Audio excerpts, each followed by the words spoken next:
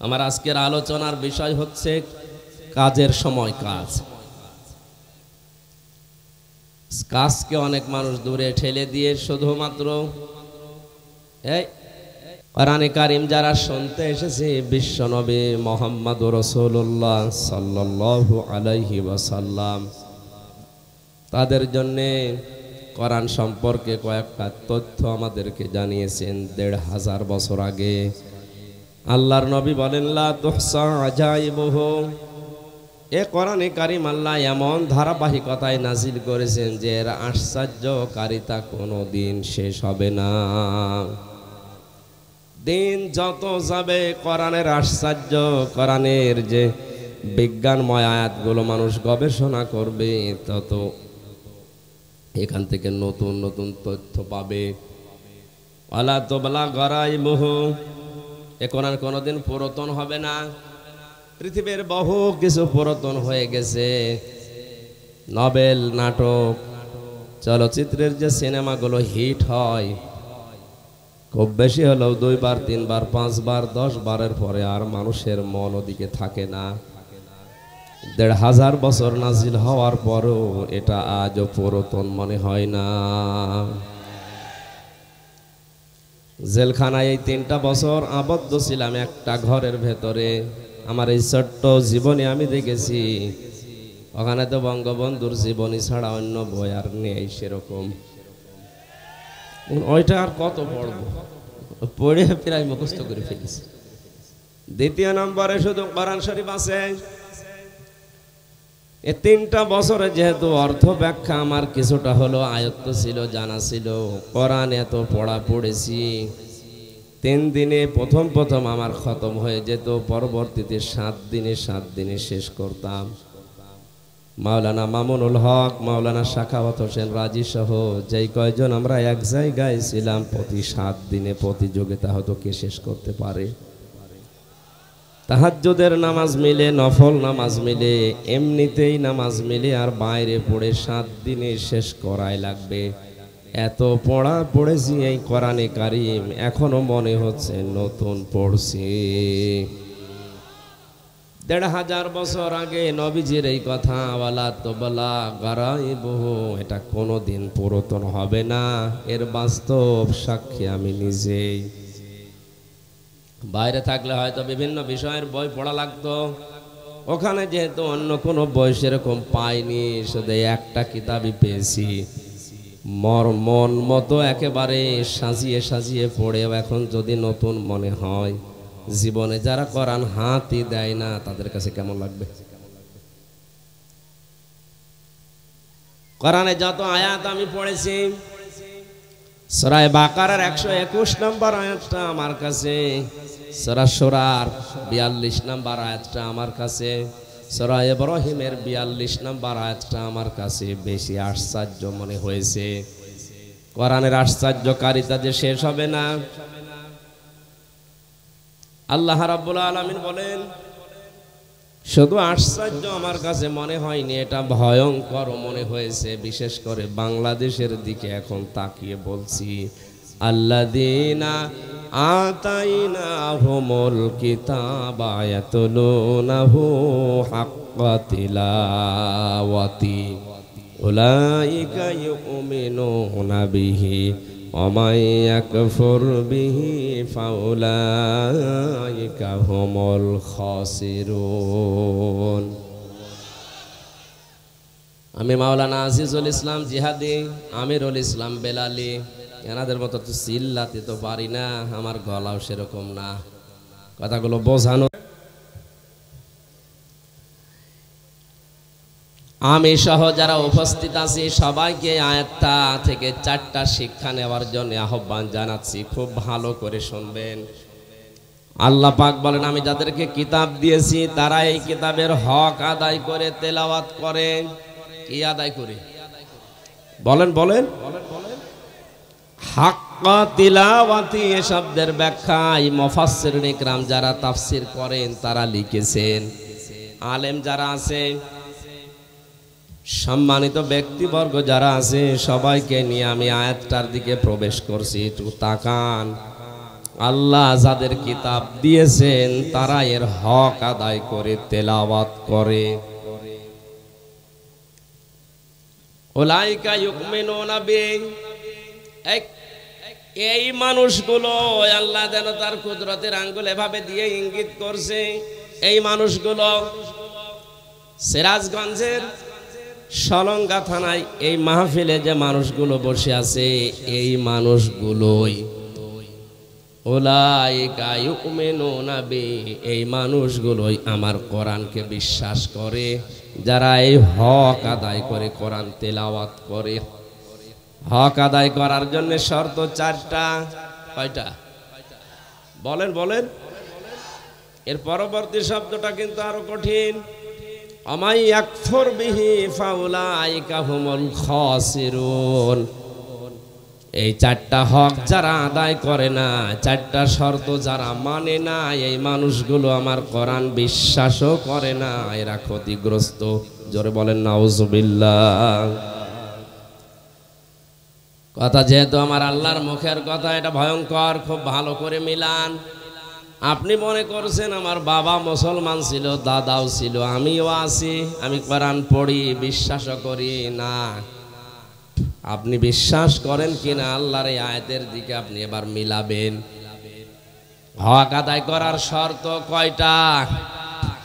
আরো জোরে, জোর হলো না।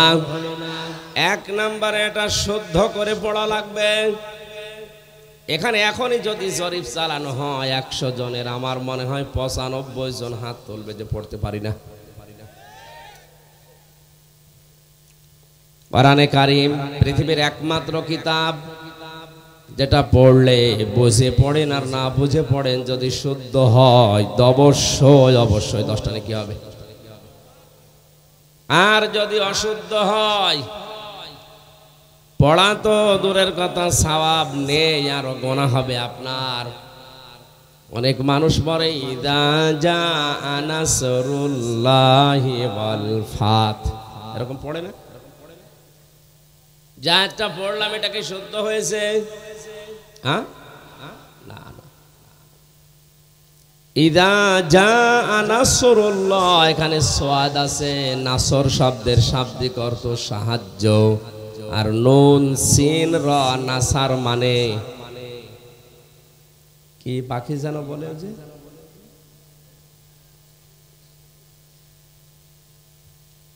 শকুন, শকুন। আল্লাহ পাক বলেন যখন আসবে আল্লাহর সাহায্য তখন আপনি বিজয় দেখতে পাবেন। অথচ সোয়াদ বাদ দিয়ে সিন দিয়ে যদি কেউ উচ্চারণ করে পড়ে, তাহলে অর্থ হবে যখন আসবে শকুন, আল্লাহর শকুন, তখন আপনি বিজয় পাবেন। পুরা আকাশ পাতাল পাল্টিয়ে যাচ্ছে। এই জন্য শব্দগুলো শুদ্ধ করে পড়া দরকার। কোন একটা কিতাবে যেন পড়েছিলাম, এক হিন্দু বেটা প্রায় 18 বছর পর্যন্ত তার এক দেবতার নাম দিয়ে সকাল বেলা জপত, সামাদ ইয়া সামাদ ইয়া সামাদ। 18 বছর পরে তার মুখটা একদিন গোল হয়ে যেন বেরিয়ে গেছে ইয়া সমাদ। আল্লাহ রাব্বুল আলামিন ডাক দিয়ে বলে, বান্দা আমাকে ডাকো কেন? ফেরেশতারা বলে, রব্বুল আলামিন নাফরমান তোমারে ডাকে না, ওর দেবতাকে ডাকছে। আল্লাহ পাক বলেন, ফেরেশতারা আজ 18 বছর ওর মুখের দিকে আমি তাকিয়ে আছি, কখন আমার বান্দার মুখটা গোল হয়ে শুদ্ধ করে আমার নামটা বের হয়। সামাদ মানে যার অভাব আছে, আর সমাদ মানে যার অভাব নেই। সুতরাং কোরআনে কারিমের যদি হক আদায় করে শর্ত মেনে পড়তে হয়। 1 নম্বরে আমাদেরকে বিশ্বাসী যদি বলে দাবি করা লাগে যে আমি কোরআন বিশ্বাস করি, অবশ্যই অবশ্যই শুদ্ধ করে পড়া লাগবে। এই বিষয়টা মেনে নিতে দলমত নির্বিশেষে আমরা রাজি আছি, আলহামদুলিল্লাহ। এখন থেকে শুরু করে মরণের আগ পর্যন্ত যদি আপনি চেষ্টা চালান, তাহলে আপনি তালবে এলেম শুধু ওই 5 বছর 7 বছর 10 বছরের বাচ্চারাই না, 80-90 বছরের মুরব্বিও বুড়া মানুষও তলবে এলেম হবে যদি এখনই কোরআন শিক্ষার জন্য লেগে পড়ে। সুসংবাদ জানাচ্ছি, আল্লাহর নবী জানিয়েছেন কেউ যদি তালবে এলেম হয়ে মারা যেতে পারে আর ওই লোকটার জীবনে যদি হক বলে বাদ মানুষের হক নষ্ট করার গোনা না থাকে, মহান আল্লাহ তালবে এলেমের ইজ্জত মাফ করে দেবেন। এজন্য তালবে এলেম হওয়ার দরকার আমাদের আছে না নেই? তলেবে এলেম যখন বাড়ি থেকে কোরআনে কারীম শিক্ষা করার জন্য বের হয়, ওরে এত সম্মান বাড়িয়েছেন নবীজি। আল্লাহর নবী বলেন আল্লাহ তার নূরের ফেরেশতা দিয়ে ওর পায়ের নিচে পর বিছিয়ে দেন। এটা পরীক্ষিত হয়েছে। ইমাম গাজালি রহমতুল্লাহ আলাইহি বলেন কোরআনে কারীম শিক্ষা করার জন্য বাড়ি থেকে বের হয়ে যত সামনে যেতে যায় তত পেছনে চলে যায়। যেই কয়দিন ক্লাসে গেলাম প্রতিদিন এভাবে দেরি হয়ে যায়। শিক্ষক ওস্তাদ মাওলানা যিনি আছেন আমাকে বারবার গরম দিতে থাকে, দেরি হয়ে যায় কেন, দেরি হয়ে যায় কেন। ওনাকে খুলে বললাম ওস্তাদ বাড়ি থেকে যখন কোরআন আমি বুকের ভেতরে নিয়ে বের হই দেখি আমার সামনে সুন্দর সুন্দর কিছু পাখি পর বিছিয়ে দিচ্ছে।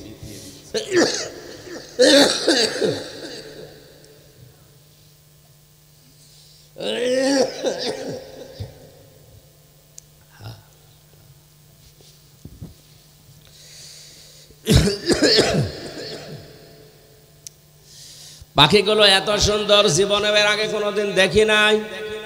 এ পাখি দেখার সঙ্গে সঙ্গে এক হাত দিয়ে কোরআন ধরার পরে আর এক হাত দিয়ে সরাতে থাকি। যত সরিয়ে দিতে চাই তত জোর করে আমার পায়ের নিচে পর বিছিয়ে দেয়। এগুলো সরাতে সরাতে আমার দেরি হয়ে যায়। উস্তাদ চোখের পানি ফেলে তাকে বুকে জড়িয়ে কপালে চমা দিয়ে বলে আল্লাহর বান্দা, হে আমার সন্তান, তুমি যে ছোট ছোট পাখিগুলো দেখেছিলে এটা আসলে পাখি না, এটা নূরের ফেরেশতারা তোমার পায়ের নিচে পর বিছিয়ে দিয়েছে। আশা করছি যে বয়সেই হোক কোরআন না শিখে মরব না, এই সিদ্ধান্ত আজকে নিয়ে যাবেন। রাজি আছেন? আলহামদুলিল্লাহ। দ্বিতীয় শর্ত হচ্ছে শুধু কোরআন পড়লেই হবে না, এটা বুঝতে হবে। আজ 100 জনের ভেতরে 95 জন তো আমরা পেলাম পড়তে পারে না, 5 জন পারে, তার 4 জন বোঝে না।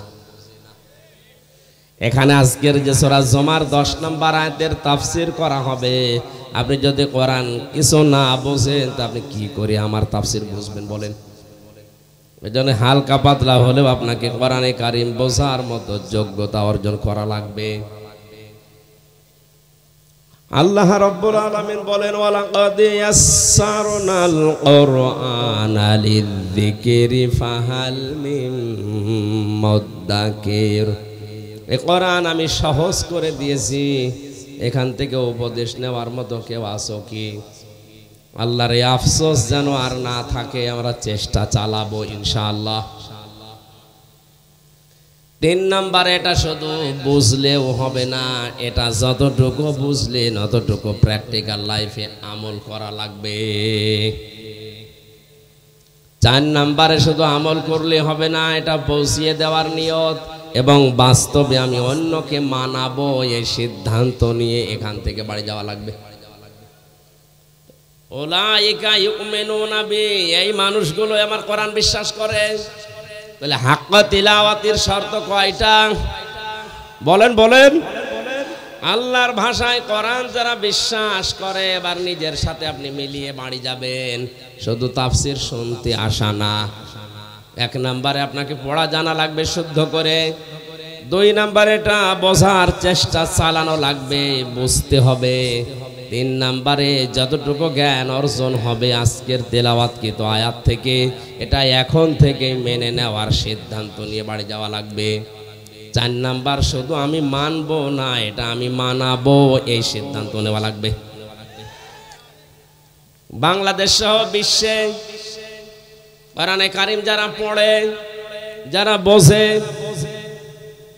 যারা নিজের ব্যক্তিগত জীবনে আমল করে তাদের সেরকম সমস্যা হয়েছে, আমি পাইনি। এই 4 নাম্বার যেটা, যে আমি শুধু কোরআন শুদ্ধ করে পড়বো না, শুধু বসবো না, শুধু নিজে মানবো না, এটা আমি মানুষকে মানাবো। এই কথা যারাই বলে, যারাই এ কাজ করে, তাদের জীবনে ঝামেলা নেমে আসে। এ কথা বলার কারণে আব্বাস মাদানি আজ 32 বছর জেলে, আলজেরিয়ার কারাগারে। এ কথা বলার কারণে হাজারো আলেম আজও বাংলাদেশের জেলখানায়। যারা জেলখানায় এখনো আছে, এরাও যতদিন কোরআন পড়েছে, বুঝেছে, নিজেরা আমল করেছে, কোনো ঝামেলায় পড়েনি। তারাও বলছিল, কিন্তু যখনই বলেছে আমি একা না, এ কোরআন আমি 18 কোটি মানুষকে মানাবো, তখনই জানতো না। তারা তো কোরআনের আয়াত বোঝার পরে হক আদায় করার জন্য এ রাস্তায় নেমেছিল। এই হককে বাধা দেওয়ার কারণে আপনি নিজে জালেম হয়ে গেলেন। ওমাই ইয়াকফুর বিহি ফাউলাইকা হুমুল খাসিরুন। এই 4টা শর্ত মেনে যারা কোরআন পড়ে না, এই মানুষগুলো আমার কোরআন বিশ্বাসও করে না, এরা ক্ষতিগ্রস্ত। কে বলছে? এই আয়াতটা নিয়ে আজ ভাগ করলে দেখা যায় বাংলাদেশে অনেক মানুষ মুখে যেটা উচ্চারণ করছে, কোরআন বিশ্বাস করে না, এরা আল্লাহর ভাষায় ক্ষতিগ্রস্ত। জোরে বলেন নাউজুবিল্লাহ। এর যে আশ্চর্যকারিতা আছে, কোনোদিন তো শেষ হবে না, এ কোনোদিন পুরাতন আপনার কাছে মনে হবে না। যত পড়বেন আপনার হৃদয় যত পরিষ্কার থাকবে, কোরআন তত নতুন লাগবে আপনার কাছে। জোরে বলেন আল্লাহু আকবার। আল্লাহর নবী বলেন ফিহি মাসাবিহিল হুদা, হুদা এটা হেদায়েতের মশাল, ও মানারিল হিকমা বিজ্ঞানের মিনার। কোরআন সম্পর্কে নবীজি যে তথ্যগুলো দিয়েছেন, আমরা এখন সবগুলো অক্ষরে অক্ষরে পাচ্ছি। এই কোরআন শোনার জন্য যারা এই রাতের বেলা বসে গভীর মনোযোগ দিয়ে শুনছি, সকলে বলছি আলহামদুলিল্লাহ। দরুদ আর সালাম পড়ছি আমাদের নবী মুহাম্মদুর রাসূলুল্লাহ সাল্লাল্লাহু আলাইহি ওয়াসাল্লামের প্রতি। আল্লাহর ঘোষণা দেওয়া আদর্শ নেতা এই পৃথিবীতে মাত্র একজন। কয়জন? এটা রাজনীতির দিকে, সমাজনীতির দিকে, আন্তর্জাতিক দিকে, ওই দিকে না নিয়ে আপনি নিজের সাথে কোরআনের আয়াতটা মিলাবেন। আল্লাহর ঘোষণা দেওয়া নেতা, আদর্শ মানুষ শুধুমাত্র কয়জন? এই বলেন বলেন। নামাজ পড়া যেরকম ফরজ, রোজা রাখা যেরকম ফরজ, স্ত্রীকে পর্দায় রাখা যেরকম ফরজ, এ পৃথিবীতে আদর্শ নেতা হিসাবে বিশ্ব নবীকে মেনে নেওয়া ওই রকম ফরজ। কারণ আল্লাহর ঘোষণা দেওয়া নেতা কয়জন? কোরআনের দিল বলা হয় যেটাকে, সেখানে আল্লাহ ঘোষণা দিয়েছেন ইয়াসিন ওয়াল কোরআনিল হাকিম। আল্লাহ পাক বলেন ইয়া হরফে নেদা, ইয়া মানে হে, সেন মানে সাজ্জেদ। তাফসিরে কাবির আল্লামা ফখরউদ্দিন রাজি রহমতুল্লাহ আলাইহি বিশাল তাফসিরে সেন শব্দের 5টা অর্থ তিনি দিয়েছেন। সেন মানে সাজ্জেদুল আলামিন, সেন মানে সাজ্জেদুল বাশার, সেন মানে সাজ্জেদুল কাউনাইন, সেন মানে সাজ্জেদুল আম্বিয়া, সেন মানে সাজ্জেদুল মুরসালিন। জোরে বলেন সুবহানাল্লাহ। তিনি শুধুমাত্র আমাদের এই সিরাজগঞ্জের নেতাই না, তিনি এই বাংলাদেশ নামক এই দেশটার নেতা না, তামাম পৃথিবীতে, তামাম পৃথিবী শুধু না, যত জগৎ আল্লাহ বানিয়েছেন সাজ্জেদুল আলামিন, আলম না, যত জগৎ আল্লাহ বানিয়েছেন ইয়াতানাজ্জালুল আমরু বাইনাহুন্না, ওই সমস্ত জায়গায় আল্লাহর বিধিবিধান নাজিল হচ্ছে। ওখানে যারা আছে তাদের জন্য একমাত্র আদর্শ বিশ্বনবী। দ্বিতীয় নম্বরে সাজ্জেদুল বাশার। বাশার মানে মানুষ। মানুষ পদ পাচ্ছে যারা বিবেচিত মানুষ হিসাবে কেউ যদি নিজেকে দাবি করে যে আমি মানুষ, অবশ্যই তার জন্য আদর্শ নেতা হওয়া লাগবে বিশ্বনবী। কথা বলে না কেন? কথা বলে।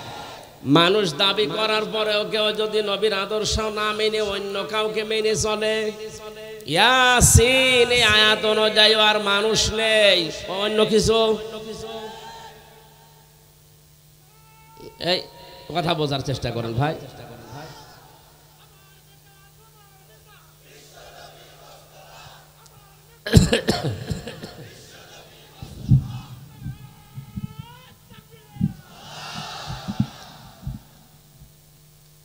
আমি আব্দুল্লাহ ইবনে ওবায়ের জীবনী পড়েছিলাম।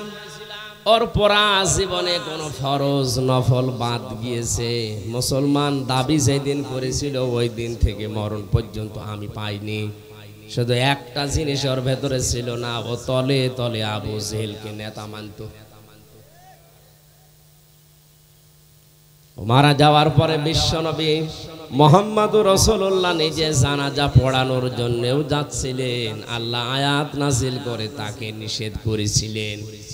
আমার মনে হয় সূরা তাওবার 80 নম্বর আয়াতটা পড়ার পরে এখন যদি কোরআন নাজিল হওয়ার সিস্টেম থাকতো, বাংলাদেশে অনেক মুনাফিক ধরা পড়ে যেত।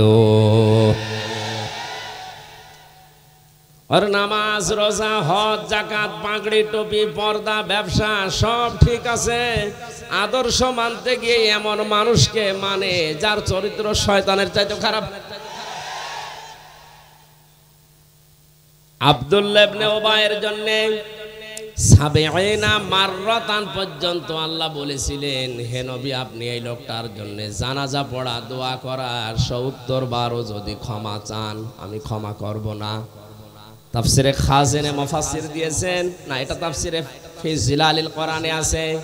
সাইয়্যিদ কুতুব বলেন আল্লাহ রাব্বুল আলামিন ৭০ মাররাতান যখন বললেন, নবীজি বলেন ভাই জিবরাইল ৭০ বার দোয়া করলে আল্লাহ মাফ করবে না, আমি এই লোকটার জন্য ৭১ বার ক্ষমা চাবো। কত? নবীজি মনে মনে সিদ্ধান্ত নিয়ে ৭১ বার, ৭০ বার তো হয়ে গেছে, হয় না, ৭১ বারে তিনি হাত তুলে মোনাজাত করবেন। হঠাৎ করে আল্লাহ আয়াতের পরবর্তী অংশটুকু নাজিল করে দিলেন, ফালা ইয়াগফিরাল্লাহু লাহুম। এখানে যদি কা শব্দ দিত তাহলে আমাদের কোনো ঝামেলা থাকতো না। হোম দেওয়ার কারণে আমরাও ঝামেলায় পড়ে গেছি। ইয়াগফির এটা মুজারে, বর্তমান, ভবিষ্যৎ, প্রেজেন্ট, ফিউচার। এর আগে লান আছে, এর আগে আবার ফা আছে। খুব খেয়াল করে শোনেন। ফালাই ইয়াগফিরাল্লাহু লাহুম, হে নবী আপনি এই লোকটার জন্য ৭১ বার ক্ষমা চাওয়ার মন স্থির করেছেন যে ৭১ বার মাফ চাবেন। এর জন্য যদি কিয়ামত পর্যন্ত আপনি মাফ চান, একে শুধু মাফ করব তা না, হোম বহু বচন দিয়ে আমি জানিয়ে দিলাম, এর মতো চরিত্র কিয়ামত পর্যন্ত যাদের হবে তাদের জন্য যদি কেউ ক্ষমা চায় তারও মাফ নেই। তাহলে ওর নামাজ ছিল রসুলের পেছনে, ও রোজা রাখতো রসুলের সাথে, ইফতারি করতো রসুলের সাথে, ওর ছেলের নাম, নিজের নাম, বাবার নাম, নাতি ছেলের নাম পর্যন্ত নবীজির কথা শুনে সব আব্দুল্লাহ আব্দুল্লাহ রেখেছিল। নবীজির কথা মানতে আমি তাকে একেবারে পাইনি তা না, জীবনে বহু অনুসরণ সে করেছে, শুধু তলে তলে ওর আদর্শ ছিল আবু জেহেল। এই ছোট্ট কথা থেকে যদি আপনি শিক্ষা নিতে না পারেন তাহলে আমার মনে হয় আপনার কপালে কোরআন হেদায়েত দিতে পারবে না। ১.৫ ঘন্টার কথা শুনে যদি আপনি হেদায়েত পেয়ে যান, হ্যাঁ পেতে পারেন যদি আপনার মন থাকে। কি থাকে? গিরিশচন্দ্র সেনের কথা আমরা শুনেছি, কোরআনে কারিম বঙ্গ অনুবাদ করে, শুধু তা না ও তাফসিরও লিখেছে। অথচ এই লোকটা কোরআন আমাদের চাইতে বেশি পড়েছে, বেশি লিখেছে, বেশি বুঝেছে, বেশি শুনেছে। কথা বলেন না কেন? তাফসির লিখতে হলে এক একটা শব্দের একাধিক অর্থ জানা লাগে। এখানে যত বড় আলেম বাসা আছে কেউ বুকে হাত দিয়ে কথা বলার ক্ষমতা নেই যে কোরআনের পুরা প্রতিটি শব্দের অর্থ আমার জানা আছে? না, হয়তো জানা থাকলেও ভুলে গেছি। আমিও পুরাটা পড়েছিলাম, কিন্তু এখন আমার আর মনে নেই। এখন আবার দেখা লাগে, স্টাডি করা লাগে। অথচ হিন্দু বেটা পুরা কোরআন শরীফ ওর আয়ত্তে ছিল, প্রতিটি শব্দের অর্থ ওর জানা ছিল। কি পড়া পড়েছে বলেন, কি বোঝা বুঝেছে, কি আয়ত্ত ছিল কোরআনের উপরে, তার কি সময় দিয়েছে সারাটা জীবনে। অথচ লোকটা মারা যাওয়ার পরে গোসল দিয়েছে। কথা বলেন না কেন? জানাজা হয়েছে, কবরে দিয়েছে, কোথায় দিয়েছে? উড়িয়ে ফেলিস। মাথায় কি আপনার মগজ নেই? একটা বারের জন্য চিন্তা আসে না এই লোকটা আমার চাইতে কোরআনের পেছনে শ্রম সময় কম দেয়নি, অনেক বেশি দিয়েছে। ও বুঝেছেও বেশি, পড়েছেও বেশি, লিখেছেও বেশি, কিন্তু কোরআন তাকে হেদায়েত দিতে পারেনি, কারণ ওর মন ছিল না। কোরআন থেকে হেদায়েত নেওয়ার মন ওর ছিল না। আল্লাহ জোর করে আপনাকে হেদায়েত দিয়ে জান্নাতে দেবে, অত দায় আল্লাহর পড়েনি।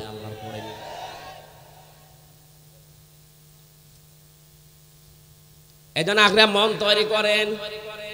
সারাটা জীবন না, আপনি যদি 10 মিনিটও মন দিয়ে কোরআন শুনে সিদ্ধান্ত নিতে পারেন, কোরআনের যে কোনো শব্দ আপনাকে হেদায়েতের পথ বলে দিতে পারে, সে ক্ষমতা কোরআনের আছে। এই লোকটার জীবনী সম্পর্কে আল্লাহ কোরআনের আয়াত এমনিতে নাজিল করেনি, বলেন তো ৭০ মাররাতান দিয়েছেন আল্লাহ। নবী আপনি ৭০ বারও দোয়া করলে হবে না। নবীজি শেষ পর্যন্ত ৭১ বার দোয়া করার জন্য প্রস্তুতি নিচ্ছিলেন। সাইয়্যিদ কুতুব বলেন শেষ পর্যন্ত আল্লাহ ফালাই ইয়াগফিরাল্লাহু লাহুম দিয়ে জানালেন নবী ৭০ বার না ৭১ বার না, এর জন্য কিয়ামত পর্যন্ত দোয়া করলেও কবুল হবে না। শুধু এ না, ওহম দিয়ে জানিয়ে দিলাম এর মতো চরিত্র দুনিয়ায় যাদেরই হবে তাদের জন্যও দোয়া করলে কাজ হবে না। এখান থেকে আমরা ঝামেলায় আসি না নেই? বলেন বলেন।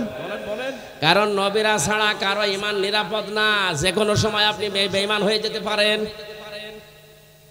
এই জন্যই মাঝে মাঝেই হযরতে ওমর হুযায়ফা ইবনে ইয়ামিনকে ডাক দিয়ে বলতেন, ভাই নবীজি তো অনেক গোপন কথা তোমার কাছে বলেছেন, আমি শুনেছি ইন্তেকালের আগে মদিনায় মুনাফিক কারা কারা আছে তাদের একটা লিস্ট তোমাকে দিয়েছে, একটু দেখে বলো তো এই লিস্টের ভেতরে আমার নামটা আছে কিনা।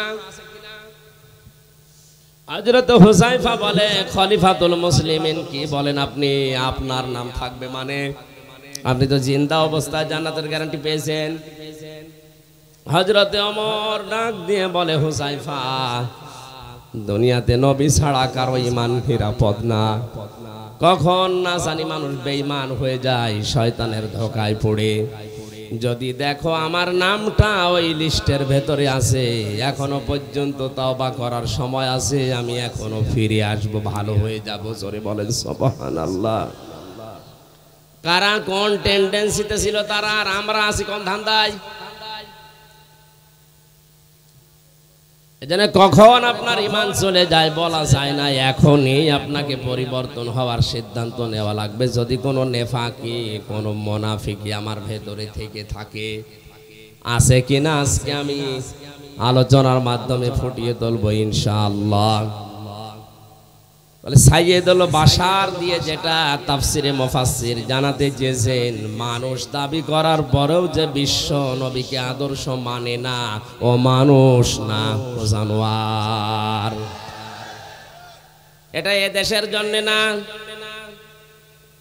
কথা বোঝেন আমার? আপনার হাতে পায়ে ধরে বলছি, আপনি আর যাই করেন আপনার আদর্শ যেন বিশ্ব নবী হয়, নয়তো দুনিয়াতেও আপনি অনেক কিছু হারাবেন, মরণের পরে তো আপনি হারিয়ে বসে আছেন। কারণ কবরের ভেতরে 3 নাম্বারেই প্রশ্ন হবে, মান হাযার রাজুল, এই লোকটা কে ছিল। তার আদর্শ যদি দুনিয়ায় আপনি না মেনে চলেন, মরণের পরে দেখে বলবেন লা আদরি, আমি এর চিনি না, আমি জানি না। জোরে বলেন নাউজুবিল্লাহ। 3 নম্বরে সাইয়্যিদুল কাওনাইন, তিনি শুধু এই জগতের না, উভয় জগতের মানুষ আর জিন। যত সৃষ্টি আল্লাহ পাঠিয়েছেন সবার জন্যই ছিলেন আদর্শ। 4 নম্বরে শুধুমাত্র মানুষের না, মানুষের ভেতরে দামি মানুষ যারা নবী এবং রসুল তাদেরও জন্য আমার নবী ছিলেন আদর্শ। জোরে বলেন আল্লাহু আকবার। এজন্য ইয়াসিন সূরাটা একবার পড়লে 10 খতম করার সওয়াব হয়, অবশ্যই হয়।